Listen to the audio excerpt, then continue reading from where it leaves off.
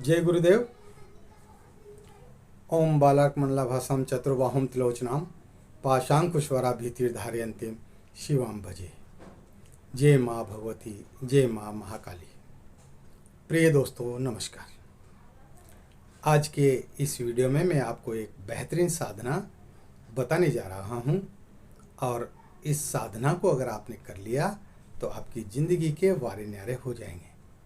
लेकिन इस साधना में बहुत ही ध्यान रखने की ज़रूरत है, बहुत ही सावधानी रखने की ज़रूरत है और बिना गुरु की आज्ञा के ये साधना न करें।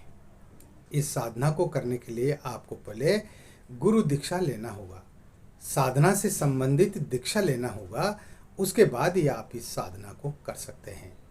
अन्यथा इस साधना में हाथ न डालें, ये मैं आपको बता रहा हूँ। तो क्या है वो साधना, वह मैं आपको इस वीडियो में बताऊंगा। चैनल पर नए हो तो चैनल को सब्सक्राइब करें, लाइक करें, अपने दोस्तों में शेयर करें और बेल आइकन को प्रेस करके ऑल पर क्लिक करें ताकि आपको हमारी हर वीडियो का नोटिफिकेशन तुरंत प्राप्त हो जाए। दोस्तों, साधनाओं के बारे में लोगों की शुरू से ही जिज्ञासा रही है। हमारे ऋषि मुनियों ने, बड़े बड़े संतों ने, महात्माओं ने विभिन्न प्रकार की साधनाएं अपने जीवन में की है, आज भी कर रहे हैं, आज भी लोग कर चुके हैं। ऐसा नहीं है कि अभी कलयुग में लोग साधनाएं नहीं कर रहे, साधक साधनाएं नहीं कर रहे हैं, बिल्कुल कर रहे हैं, लेकिन वह गुरु के सानिध्य में कर रहे हैं। कुछ साधनाएं ऐसी होती है जो आराम से हो जाती है, उनमें किसी प्रकार की कोई परेशानी नहीं होती है, लेकिन कुछ साधनाएं ऐसी होती है जो थोड़ी कठिन होती है और उन साधनाओं में गुरु का आशीर्वाद बहुत ज़रूरी होता है। वैसे गुरु का आशीर्वाद तो हर साधना में ही होना ज़रूरी है, लेकिन जो साधना मैं आपको बता रहा हूँ ये साधना बिना गुरु दीक्षा के कभी भी नहीं करना चाहिए। बहुत सारे लोग इस साधना को YouTube पर बताते हुए आ रहे हैं, कर रहे हैं, आपको और भी कई सारी जानकारी इस बारे में मिल जाएगी, लेकिन मैं आपको यहाँ पर पूरी संपूर्ण सटीक जानकारी प्रदान कर रहा हूँ। और नहीं तो कम से कम आपको जानकारी तो होगी, आपका नॉलेज तो बढ़ेगा, है ना। तो ये जो आज साधना में जो बता रहा हूँ ये यक्षिणी साधना है। जिस तरह से अप्सराएं होती हैं और अप्सराओं को सिद्ध करने के बाद अप्सराएं साधक के मन इच्छा अनुरूप कार्य करती हैं, उसकी तमाम इच्छाओं की पूर्ति करती हैं, चाहे वह धन दौलत की हो, चाहे ऐश्वर्य की हो, किसी भी प्रकार की उसकी इच्छा होती है उसको वो पूरा करती है। ठीक उसी प्रकार से यक्षिणी जो होती है वह भी अप्सरा की तरह ही साधक के हर कार्य करती है। ये साधक को दुखी देख ही नहीं सकती। जो व्यक्ति इनको सिद्ध कर लेता है उसके तमाम सारे दुखों को, संकटों को ये हर लेती है और उसे संपूर्ण सुख प्रदान करती है। तो जिस यक्षिणी की मैं बात कर रहा हूँ उस यक्षिणी का नाम है सुर सुंदरी यक्षिणी। वैसे तो 36 प्रकार की यक्षिणियाँ होती हैं, लेकिन मुख्यतः 8 प्रकार की यक्षिणियों को ही लोग ज़्यादा सिद्ध करते हैं। तो उन 8 यक्षिणियों में एक है सुर सुंदरी। इसकी विधि भी बहुत आसान है और ये जल्दी ही सिद्ध भी हो जाती है। इस साधना को करने के बाद में साधक के पास फिर करने के लिए कुछ भी नहीं बचता, यानी वह सब कुछ प्राप्त कर लेता है जो उसे चाहिए। परिवार के अंदर सुख संपन्नता, हंसी खुशी, ऐश्वर्य, धन दौलत सब कुछ प्राप्त हो जाता है उसको। वह स्वतः ही दे देती है, उससे मांगने की आवश्यकता ही नहीं पड़ती, ज़रूरत ही नहीं पड़ती कि उससे कुछ मांगा जाए, क्योंकि वह साधक के अंतर्मन की भावना को समझती है कि मेरे साधक को किस चीज़ की ज़रूरत है और वही वस्तु वो उसको ला करके दे देती है। सुर सुंदरी साधना, इसको आप अपने घर पर कर सकते हैं, लेकिन इसके लिए आपके पास पूरी तरह से एकांत कमरा होना चाहिए। और ये 1 महीने की साधना है। पूरे 1 महीने तक आपको मंत्र जप करने पड़ेंगे। कितनी मालाएं करनी है और किस तरह से क्या करना है ये मैं आपको बताऊंगा। पूरी जानकारी, पूरी विधि आपको दूंगा। एक बात और जो मुख्य है वो मैं ये बता देता हूँ कि जब भी ये साधना करें तो आप मांस, मदिरा और किसी भी प्रकार के नशे से आप पूरी तरह से दूर रहें। इनका सेवन बिल्कुल भी न करें। दूसरी बात, आपको पूरी तरह से ब्रह्मचर्य का पालन करना पड़ेगा, ब्रह्मचर्य से रहना पड़ेगा, अपनी पत्नी से दूर रहना पड़ेगा। इसके साथ ही आपके दिमाग में किसी औरत की कल्पना भी नहीं आनी चाहिए, चाहे वो आस पड़ोस की औरत हो या कोई और हो। उस किसी भी औरत के बारे में आप नहीं सोचेंगे। आपकी दृष्टि में, आपके स्वभाव में, आपके विचारों में वासना बिल्कुल भी नहीं होना चाहिए। और तीसरी बात जो महत्वपूर्ण है, जब ये प्रसन्न हो जाती है, प्रत्यक्ष हो जाती है, आपको जो है ये वरदान दे देती है, तो इनके साथ भी आप प्रेमिका का ही व्यवहार करें। एक अच्छी प्रेमिका की तरह आप इनसे व्यवहार करें। ये कोशिश न करें या ये भावना अपने दिमाग में भूल करके भी न लाएं कि यक्षिणी अब तो प्रसन्न हो गई, अब तो मेरे पास आती है, जाती है और मैं इसके साथ जो है देह भोग का आनंद ले लूं, मैं इसके साथ जो है अपनी वासना की पूर्ति कर लूं। अगर आपके अंदर इस तरह का विचार भी आया दिमाग में, मस्तिष्क में, तो ये आपको छोड़कर चली जाएगी। ये जो है देवलोक की देवियां हैं, जिस तरह से अप्सराएं हैं उसी तरह से ये भी यक्षिणियाँ भी जो है वो देवलोक से ही आती हैं। इसलिए ये गंधर्वों के पास रहती है, गंधर्वों की पत्नियां होती है। इसलिए जो है इनके प्रति हमारी वासना की दृष्टि बिल्कुल भी नहीं होना चाहिए। अपने मन को आपको कंट्रोल करके रखना पड़ेगा, अपने मन को आपको वश में रखना पड़ेगा। वासना से बहुत बहुत दूर रहना पड़ेगा। यानी जब आप साधना शुरू करेंगे तब भी, और जब आपकी साधना संपन्न हो जाती है तब भी आपको जो है इनके प्रति किसी भी प्रकार की कोई वासनात्मक विचार आपके दिमाग में नहीं आना चाहिए। वरना ये जितनी सहज सुलभ ये आपके सामने प्रत्यक्ष हो जाएंगी, इसके उल्टा ये आपका इतना नुकसान कर देंगी कि जिसकी आप कल्पना भी नहीं कर सकते। ये बर्बाद भी कर देती हैं, ये तहस नहस भी कर देती हैं, पूरी जिंदगी को खंड खंड कर देती हैं, छिन्न भिन्न कर देती हैं। इसलिए इन सब बातों का पूरा ध्यान रखने की आवश्यकता है। तो इस साधना में आपको 30 दिन का यानी 1 महीने का आपको समय लगेगा। कोई 11 दिन की बताते हैं, कोई 21 दिन की बताते हैं, ऐसा नहीं है। ठीक है, लोग अपने अपने हिसाब से बताते हैं, जिसकी जो जितना ज्ञान होता है वो उस हिसाब से बताता है, करता है। लेकिन मैं जो आपको बता रहा हूँ, इस साधना को आप किसी भी पूर्णिमा से शुरू कर सकते हैं या किसी भी शुक्रवार से शुरू कर सकते हैं। शुक्ल पक्ष का शुक्रवार देख लीजिए, उससे आप शुरू कर सकते हैं।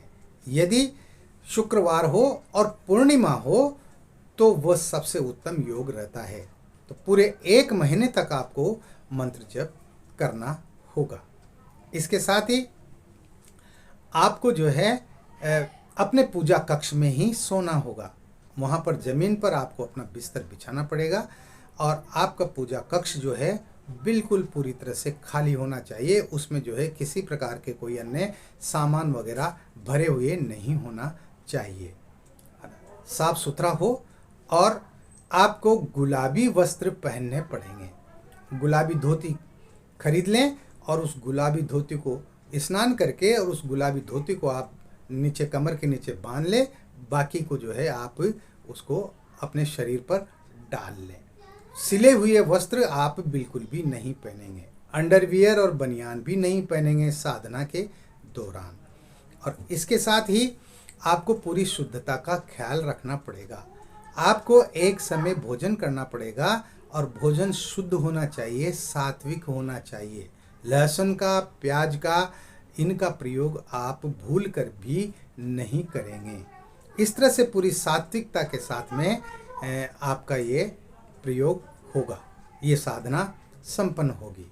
तो इसमें आप किसी भी शुक्रवार से पूर्णिमा के दिन आप इसको शुरू कर सकते हैं। इसमें आपको जो आवश्यकता होगी वह एक तो आपको जो है वह शिवलिंग चाहिए।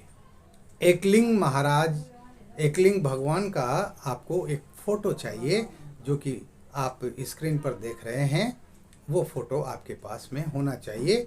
उसको नेट से निकलवा करके और उसको आप फ्रेम कर लें, तस्वीर में उसको जड़ा लें, ठीक है। और एक होना चाहिए आपके पास में यक्षिणी यंत्र।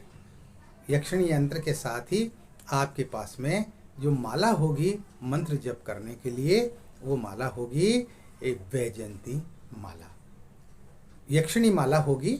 उस यक्षिणी माला को जो है प्राण प्रतिष्ठित करना पड़ेगा।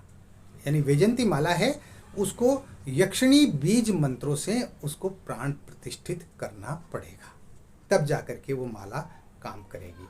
तो ये 3 मुख्य चीज़ें, वस्तुएं आपके पास में होना जरूरी है। अब आपको क्या करना है, अब वो ध्यान से सुनिए। स्नान करके आपको उत्तर दिशा की ओर मुंह करके बैठना है। सामने बाजोट पर आपको गुलाबी वस्त्र बिछाना है और उस गुलाबी वस्त्र पर जो है आपको एकलिंग भगवान का वो चित्र रखना है और वहाँ पर कुछ गुलाब के पुष्प, एक ताम्र प्लेट लें और उस तांबे की प्लेट में गुलाब के पुष्प बिछा करके और उस पर यक्षिणी यंत्र को आप स्थापित कर दें। यक्षिणी यंत्र को आप पहले साफ स्वच्छ जल से स्नान कराएं, गंगा जल से स्नान कराएं।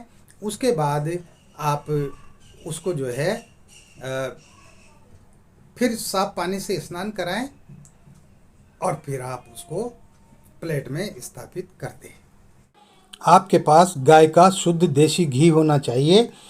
शुद्ध देसी घी का ही आप दीपक जलाएंगे और दीपक में आप इत्र की 1 बूंद डाल देंगे सुगंध के लिए। ये बहुत ज़रूरी है, इसलिए गुलाब का इत्र ओरिजिनल आपके पास होना चाहिए। और सुगंधित धूप अगरबत्ती भी आपको लगानी है। इनको आप जो है बाजोट पर लगा सकते हैं और धूप वगैरह भी आप लगा सकते हैं, तो धूप वगैरह भी आप लगा दें। अब आपको अपने बाएं हाथ में थोड़े से चावल ले करके और दाएं हाथ से 2-2, 4-4 चावल के दाने 10 दिशाओं में फेंकते हुए आपको सुरक्षा घेरा बनाना है। आपको रक्षा मंत्र पढ़ना है ताकि यक्षिणी के अलावा किसी भी प्रकार की कोई बाहरी शक्तियां आपकी साधना को खंडित न कर सके। तो वो मंत्र है ओम अपसर्पन्तु ये भूता भूमि संस्थिता, ये भूता विघ्न करता रस्ते नश्यन्तु शिवा गया अपक्रामन्तु भूतानि पिशाचा सर्वतो दिशम सर्वेशाम विरोधेन पूजा कर्म समारंभे। इस मंत्र को 5-7 बार बोल करके और आपको जो है सुरक्षा घेरा बनाना है, या फिर आप चाकू की सहायता से भी अपने चारों तरफ सुरक्षा घेरा खींचते हुए और इस मंत्र को बोल करके और सुरक्षा घेरा बना सकते हैं। इसके बाद में आपको जो एकलिंग भगवान का जो तस्वीर है, उस तस्वीर की आपको सामान्य पूजा करनी है, स्नान कराना है, तिलक लगाना है, तिलक कोई भी लगा सकते हैं, अक्षत वगैरह चढ़ाना है और पुष्प चढ़ाने हैं। और इसी प्रकार से आपको यंत्र की पूजा करनी है, यंत्र की भी आपको सामान्य पूजा करनी है। ये सब करने के बाद में आपको अपने गुरु मंत्र की एक माला जप अवश्य करना है। जो भी आपके गुरु हों और उन्होंने जो गुरु मंत्र दिया है, उस गुरु मंत्र की एक माला करें। और अगर कोई गुरु नहीं है तो भगवान शंकर को गुरु मानते हुए ओम नमः शिवाय मंत्र की एक माला अवश्य जप करें। इसके बाद में आपको जो है 3000 मंत्र जप करने हैं। अब यहाँ पर मैं आपको ये बता दूं कि ये क्रिया दिन में 3 बार होगी। एक तो आप प्रातःकाल करेंगे, फिर दोपहर में करेंगे और फिर रात्रि को 9 बजे करेंगे। यानी 3 बार आपको मंत्र जप करने पड़ेंगे, 3-3 हजार। सोच लो। हाँ, क्योंकि जब साधना करने बैठे हो तो फिर साधना के तरीके से ही होगी। फिर उसमें जो है आपकी खुद की दादागिरी नहीं चलेगी उसमें। हाँ, उसमें तो जो साधना के नियम है ना, वो नियम ही चलेंगे। तो जिस दिन से आप शुरू करेंगे उस दिन आपको प्रातःकाल ये सारी क्रिया करनी है और 3000 मंत्र जप करने हैं। ये जो मैं बता रहा हूँ ये सब करना है, और आपको फिर दोपहर में करना है और आपको फिर रात्रि को करना है। 3-3 हजार मंत्र आपको जो है 3 समय में पूरे करने हैं। और मंत्र जप करने से पहले आपको संकल्प लेना है। अपने दाएं हाथ में आप थोड़ा सा पानी ले लें और जल लेकर के, और आपको बोलना है कि मैं, अपना नाम बोलना है, अमुक पुत्र, अपने पिता का नाम बोलना है, और मैं ये 30 दिन की ये यक्षिणी साधना कर रहा हूँ। मेरे घर में धन धान्य की कोई कमी न रहे और मुझे पूरी सुख संपन्नता प्राप्त हो, इसके लिए मैं ये साधना कर रहा हूँ। सुर सुंदरी यक्षिणी की साधना कर रहा हूँ और मुझे इस साधना में सफलता प्राप्त हो। ये जो है इस तरह से बोल करके, और आप उस जल को जमीन पर छोड़ दें, पृथ्वी पर छोड़ दें। आप अपने गुरु चित्र भी वहाँ पर भगवान एकलिंग जी के तस्वीर के पास ही अपने गुरु जी का चित्र जो फ्रेम में जड़ा हुआ हो वह भी आप रखें, और अपने गुरु जी का सबसे पहले पूजन करें, और उसके बाद में फिर जो है आपको ये सारी क्रिया करनी है। और आपको 3000 मंत्र जप करने हैं। समझ में आ गया? और ये 1 महीने तक करना है लगातार। साधना खंडित नहीं होना चाहिए। यदि साधना खंडित हो गई ना तो फिर कोई मतलब नहीं है। इसलिए दृढ़ निश्चय होकर के ही आपको करना है कि हाँ, मुझे सुर सुंदरी यक्षिणी को सिद्ध करना ही करना है, उसको प्रत्यक्ष करना ही करना है। इस तरह से विल पावर को मजबूत करते हुए आपको इस साधना में कदम रखना है। ये कोई बच्चों के खेल नहीं है कि जो है बस खेल लिए और हो गया कर गया, ऐसा नहीं है। अगर इसमें आप थोड़ा सा भी चूक जाएंगे ना तो फिर भारी नुकसान होने की भी संभावना रहती है। इसलिए जैसा बताया गया है वैसा ही करें। मंत्र इस प्रकार है, ओम ह्रीम आगच्छ आगच्छ सुर सुंदरी स्वाहा। ओम ह्रीम आगच्छ आगच्छ सुर सुंदरी स्वाहा। बहुत छोटा मंत्र है, एकदम याद हो जाएगा, कोई दिक्कत नहीं रहेगी, कोई परेशानी नहीं रहेगी। इस मंत्र को अच्छी तरह से कंठस्थ याद कर लें। कागज़ में देख करके मंत्र नहीं पढ़ना है, और जो यक्षिणी माला आपके पास रहेगी उस यक्षिणी माला से आपको ये मंत्र जप करना है। हाँ, अब जो है जो ही आप साधना शुरू करेंगे 3 दिन बाद, 5 दिन बाद, 7 दिन बाद, वो आपकी श्रद्धा के ऊपर निर्भर करता है, आपके विश्वास पर निर्भर करता है। आपको कुछ जो है वो कमरे के अंदर आपको अनुभव पैदा होने लग जाएंगे। किस प्रकार के अनुभव हो सकते हैं इसके बारे में कुछ नहीं कहा जा सकता, लेकिन जैसे सुगंध आना, इत्र का खुशबू के झोंके आना, ऐसी खुशबू जिसकी आपने कभी कल्पना ही नहीं की, देवलोक की, है ना, जो गंधर्व कन्याएं लगाती है ना इत्र, वो तो उसमें जो है आप मदमस्त हो जाएंगे। घुंघरों की आवाज़ें आपको सुनाई दे सकती है, हंसी की खिलखिलाहट की आवाज़ें आपको सुनाई दे सकती है ना, और आपको ऐसा आभास होने लगेगा कि जैसे कमरे में मेरे अलावा और भी कोई जो है वो घूम रहा है, चल रहा है, फिर रहा है, परछाई के रूप में भी आपको दिखाई दे सकता है, कुछ भी हो सकता है ना। इसके साथ ही यक्षिणी जब आपके सामने आ जाए तो जब तक पूरे 30 दिन नहीं हो जाए तो आपको उससे बात नहीं करना है, उससे वचन नहीं लेना है। ये बात बता देता हूँ मैं आपको। वो इसके पहले भी आ सकती है, वो ये भी कह सकती है अब तो हो गई तुम्हारी साधना पूरी, अब क्यों परेशान हो रहे हो, बंद करो ये मंत्र जप, आओ पास बैठते हैं, प्रेमालाप करते हैं। वो उकसाएगी, वो आपको संभोग करने के लिए भी उकसाएगी। आपको दूर रहना है, आपको जो है इस तरह की कोई क्रिया उसके साथ में नहीं करनी है। हाँ, उसके शरीर से आपको खेलना नहीं है। वो आपकी गोदी में आकर बैठ सकती है, वो आपके बालों में हाथ घुमा सकती है, वो आपके गले में बाहें डाल सकती है, वो कुछ भी किसी भी प्रकार के नखरे आपके साथ कर सकती है, लेकिन आपका ध्यान सिर्फ मंत्र जप में रहना चाहिए। और जब आखिरी दिन हो, जब 30वां दिन हो, आखिरी दिन आपको जो है 2 मालाएं आपको ला करके रखनी है। एक माला आप स्वयं पहन लें, एक माला को वहाँ पर बाजोट पर रख दें। वो यक्षिणी आएगी ही आएगी, और जब वो प्रत्यक्ष होगी तो वो कहेगी मुझे क्यों बुलाया, मुझे क्यों याद किया, मेरी साधना क्यों कर रहे हो। तो उसको बोलना कि हे देवी, मैंने अपने सुख सुविधाओं के लिए अपने आर्थिक संकटों को दूर करने के लिए मैंने आपकी साधना की है और कृपा करके आप मुझे आर्थिक संकटों से उबारिए और मेरी आर्थिक समस्याओं का आप निराकरण कीजिए। आप हमेशा जो है मेरी सहायता कीजिए।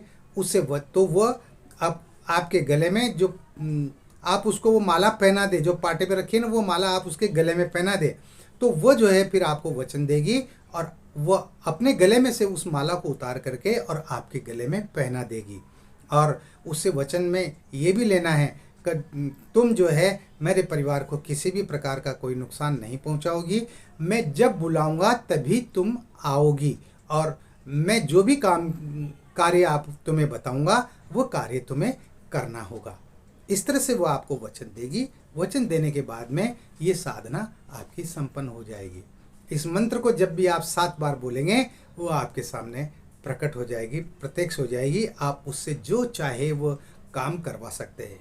लेकिन एक बात का ध्यान रखें, कार्य वही करें जो समाज के अनुकूल हो, मर्यादा के अनुकूल हो। हाँ, गलत काम कभी भी मत करवाना। मैं फिर कहता हूँ कि उसको आप एक अच्छी प्रेमिका के रूप में आप उसको सिद्ध करना, तो वो सिद्ध हो जाएगी। इसमें कोई शक नहीं है, कोई दिक्कत नहीं है। और यक्षिणियाँ प्रसन्न हो जाती है ना, प्रत्यक्ष हो जाती है, तो फिर तो वारे न्यारे हैं। फिर तो किसी प्रकार की कोई साधना करने की ज़रूरत ही नहीं है। और आजकल इंसान को चाहिए भी क्या? इस ज़माने में दौलत चाहिए, पैसा चाहिए। पैसा है तो सारी सुख सुविधाएं हैं, पैसा नहीं है तो कुछ भी नहीं है। और वो आपकी हर मांग को पूरा करेगी, आपको द्रव्य ला करके देगी, आपको वो सब कुछ देगी जिसकी आपको ज़रूरत है। तो इस तरह से ये आपकी साधना संपन्न हो जाएगी, है ना। तो उस यंत्र को आप फिर जो है संभाल करके और रख दीजिएगा। समझ में आ गई आपकी बात? और वो जो माला है, यक्षिणी जो माला है, उसको आप जो है किसी नदी में, जलाशय में, बहते हुए पानी में उसको फिर प्रवाहित कर दीजिएगा दूसरे दिन। इस तरह से वो यक्षिणी हमेशा आपके साथ रहेगी, आपका हर काम करेगी और आपके तमाम सुख सुविधाओं का वो ध्यान रखेगी। तो इस तरह से जैसा बताया है उसी तरह से इस प्रयोग को, इस साधना को करें। अपना खुद का दिमाग मत लगाइएगा, है ना। ये और बता देता हूँ मैं। और जिन क्या क्या सावधानियाँ रखनी है, वो तमाम सारी सावधानियाँ आपको इस साधना में रखनी है। इस तरह की जो भी साधनाएं होती हैं ना, उनमें ये सभी सावधानियाँ रखनी पड़ती है। तो कीजिए इस साधना को और अपने जीवन को सुखी बनाइए। और किसी प्रकार का कोई सवाल हो तो आप जो है पूछ सकते हैं।